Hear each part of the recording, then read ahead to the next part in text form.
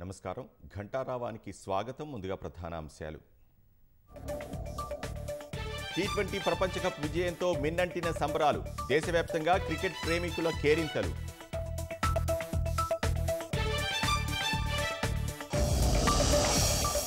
భారత క్రికెట్ జట్టుకు ప్రధాని మోదీ ఫోన్ కాల్. టీం సభ్యులకు పేరు పేరున అభినందనలు.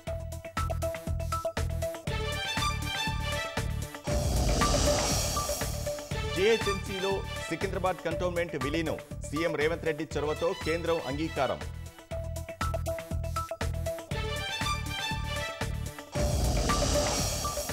సైనిక దళాల అధిపతులుగా క్లాస్మేట్లు. దేశ సైనిక చరిత్రలో ఇదే తొలిసారి.